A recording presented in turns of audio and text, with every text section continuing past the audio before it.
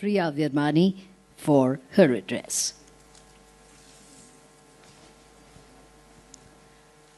I'm going to take you back 5,000 years ago. It's the battlefield of one of the greatest wars humanity has ever witnessed. It's called the Mahabharata. And from the Mahabharata war is written the greatest epic ever known in human history. In the middle of the battlefield of Kurukshetra is the greatest warrior known to mankind. His name is Arjuna. He is known for focus. He is known for concentration of the highest, most refined order. But today, in the battlefield, across him are his own cousins. In the battlefield across him, he sees his guru, who has given him all the knowledge that enables him today to stand across as the most glorious warrior of his times. He sees his great-grandfather, who has nurtured him with love, on whose lap he has played. And this greatest warrior, this most valiant of warriors, shakes and trembles.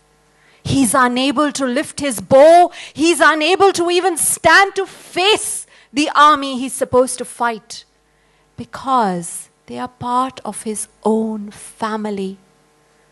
It's a war of royalty. It's a war where two sides of the same family, two cousins, two sets of cousins, are about to fight.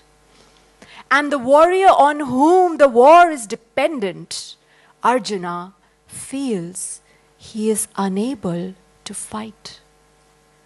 At that point, in the middle of the battlefield, emerges Lord Krishna, the ultimate guide, mentor, the first transformation coach known to us all, a scientist, a strategist, divinity himself.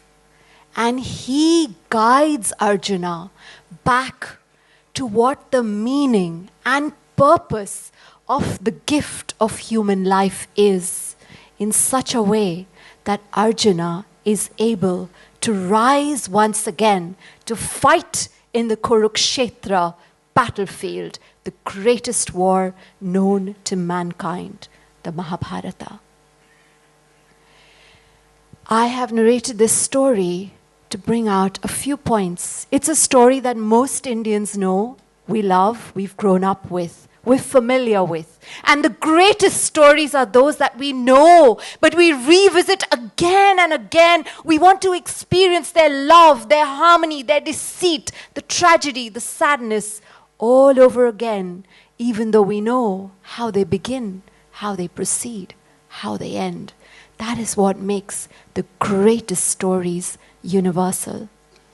In this story, via the sermon Lord Krishna imparts to his disciple Arjuna, forms the most revered and sacred book of the Hindus, the Bhagawad Gita.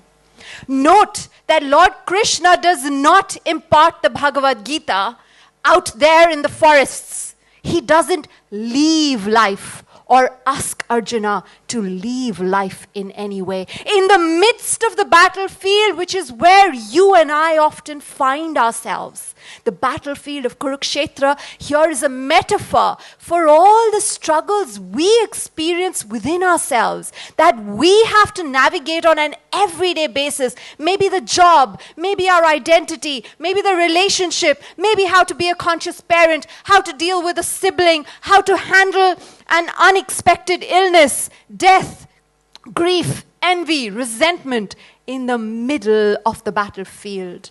Unlike any other religious text, Lord Krishna dispenses what we now know is the GPRS of philosophy of how to live life, to fully realize not just spiritual intelligence, But he goes beyond spiritual intelligence to spiritual wisdom. And when everyone talks about artificial intelligence, I pause and I say, let us all know it's artificial intelligence, not artificial wisdom. It is wisdom that makes us rise above the intellect of the mind to the knowing, to the intuition, to the realization of the soul.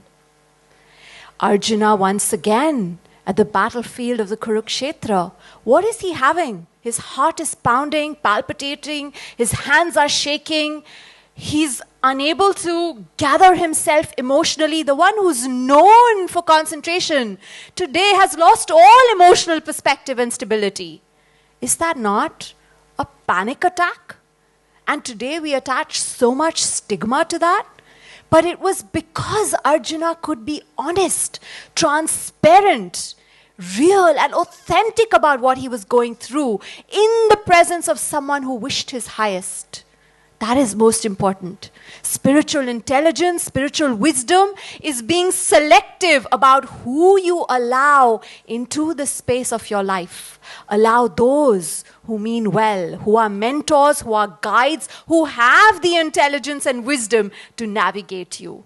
Arjuna's greatest blessing was that his panic attack happened in the presence of Lord Krishna. And Lord Krishna was able to navigate him and use a moment of complete vulnerability and despair to navigate Arjuna to his highest possibility, to his greatest self. Isn't that what this journey is all about? That we are able to harness spiritual intelligence, take that up to wisdom, so that we have the experience within to know what it's like to live the highest life, no matter what life throws at you. Because the world is uncertain, life is unpredictable, the human form is impermanent. Despite it all, Lord Krishna shows Arjuna that when you engage fully with this world, the world of Maya, the material world, the world of Lord Krishna's Leela, engage fully with it. Play your role, enjoy it. But understand, surrender is only to the permanent divine. The moment you start surrendering to the impermanent world of Maya, of material trappings, that's when clarity is clouded. And clarity is nothing else but another word for spirituality. I will like to end this by just chanting one mantra, one line of Hare Krishna, Hare Rama, which probably we all know. And the reason why I would like to chant this is I want to salute, I want to do my naman or namaste to the awareness in each and every one of you. The awareness that is divine, that takes you to divinity. So to salute the awareness in each and every one of you, I will do one chant of Hare Krishna. If you all know it and you would like to join, please do join. But before I chant, I would like to extend heartfelt thanks to the Kanuria family, to Mr. Verma, to everyone else, the people behind the stage, those doing your food, everybody who has brought us together. Each one of us in life plays our role. And when we play it to our best, that's when life becomes a dance, a symphony, a tapestry to celebrate. And this is one reason why I choose to wish the best for everyone, irrespective.